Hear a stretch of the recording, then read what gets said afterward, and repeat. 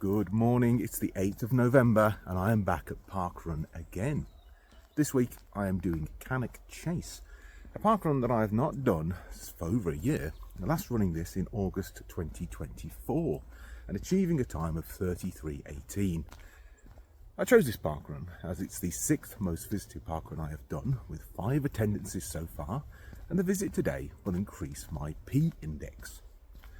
I was reminded of the P index by the recent Running Channel podcast, but I have to say I found them to be really dismissive of this. And they basically said, I don't understand it, so why should you bother doing it? Well, if we applied that attitude and logic to everything else in life, where would we be? The P index, which is not the number of times that Mom has done a wild wee. Look what I've done all down the front of my shorts. Right, there is no disguising that. Is the highest number of parkruns that you have done that number of times. So, if you did 3 different parkruns 3 times each, your P index would be 3. To increase it to 4, you would need to do 4 different parkruns 4 times each, and so on. My P index is 5, so I have done 5 different parkruns 5 times each, including Cannock, and attending today will give me 6 visits, and my P index will go up to 6. If I wanted then to push it up to 7, the next closest would be Conkers, but I'd have to do that another 4 times to get 7 attendances.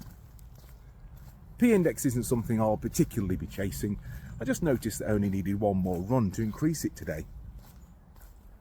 Highest P index is 18 and is held by Dave Williamson, and there's a whole Facebook group around these sorts of stats. This week I've started training for Manchester and I'm doing a prolonged 24-week block. I'm hoping that this will help to improve my fitness and reduce the risk of injury. Right, let's see what Cannock has on offer today.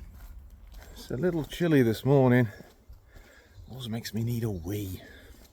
Thankfully, there's toilets here. So off I go. There's no soap in the toilets. This is irritating.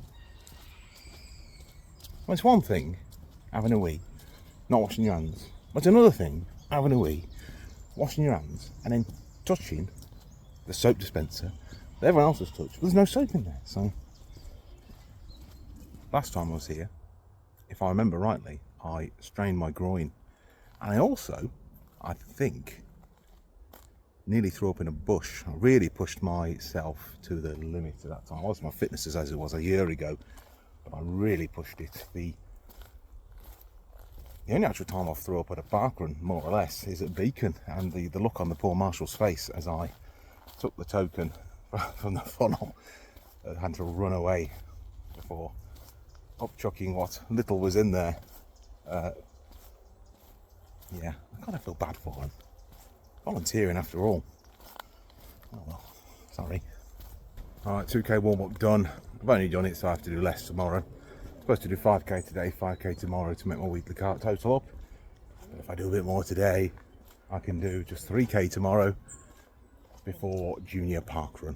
So that'll be nice.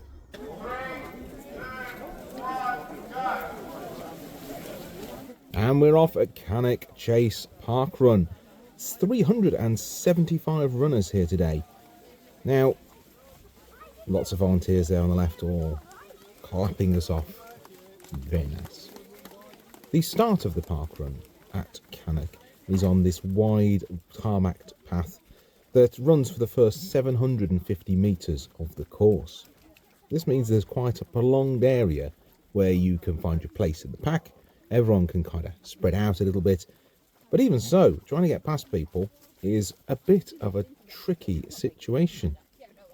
But it does all spread out, people even out, and you know, there are plenty of gaps in which to make your way through, like that chap in the mustard top there. We then turn right and head onto a more of a gravelly type path. Still nice and wide though at this point, before we carry on round through the woods, similar sort of surface. Now, the first kilometre we go through in a 5:39, fairly respectable to be honest. As you can see at the bottom, we turn right at the end of this path here Now this section of the course is a loop and brings us back onto where we were just a few moments ago. Now as we continue on this path across this field area, we do enter back into the woods and up what is the hill we have to do twice. Now this is going up the hill. It's not that steep, but as I say, we do it twice. The ground is fairly uneven there, so you really have to be careful where you're putting your feet. And then we carry on round again. Right, left there is where we veer off the final lap, or the last bit of the final lap rather. But we carry on, do all right, and then we're back on the path that we were on for earlier. And as we've gone through the second kilometre in a 6:02, dropped off the pace a little bit, but as I say, the hill's in there, so I'm not surprised. Perfect weather for running really today. It's absolutely lovely. It's cool, it's not wet, there's very little wind. It's nice and bright, visibility is very good. But as you can see, much of the paths are very similar. Another marshal there to thank. Hey Marshall. There we go.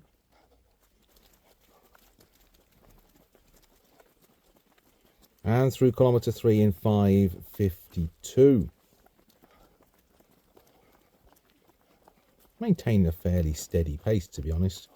This bit up here is a little bit muddier than the rest.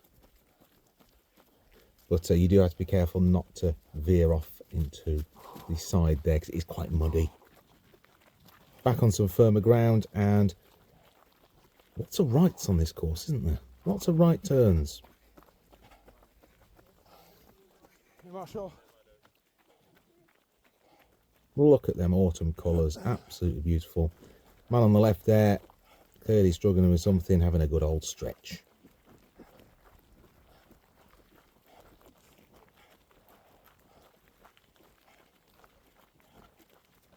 And then we come back onto some tarmacked bit, which is lovely, of course, always nice. But it is downhill, and then we go up that hill on the right there, you can see. And I have to say, I mean, you're coming up into the 4th kilometre, is a bit of a struggle. It looks steeper on the camera than I think it really is, but it's pretty tiring.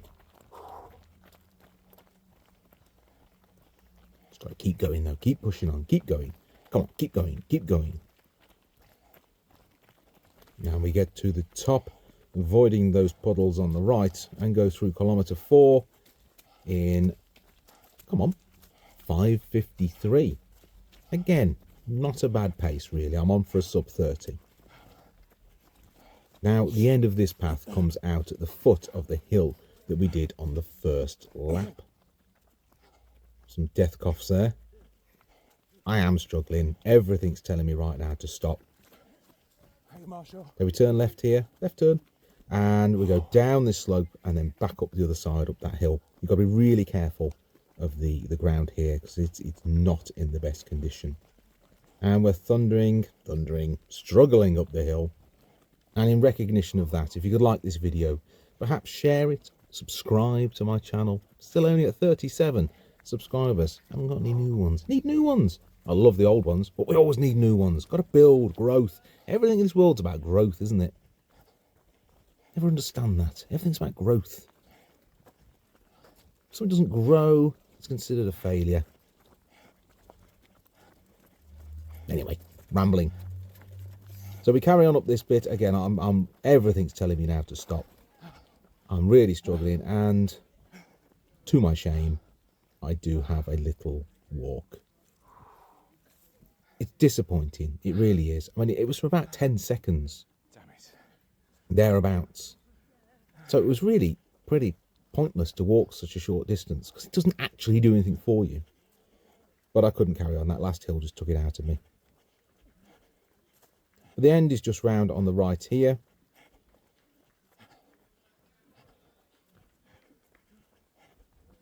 All uphill. And there we go, all finished. No throwing up in bushes today. Felt like it though. Well, Cannock's done. I've gone very cold after the run. Fairly cold. Anyway, yeah, managed that sub 30. Very pleased with that. Last time I was here, as I said, 33:18, I think it was. So yeah, really pleased with that. I tried to run the whole thing, but just that last little hill took it out of me, and I had to walk a tiny bit. It doesn't matter. It's fine. It doesn't matter. Anyway, I'm done. That's it. Yeah, next is who knows where I am free to do whichever parkrun I want next week, and I will. So all the best. Thanks for coming, and if I don't see you before, you have a lovely Christmas. Ta-ra.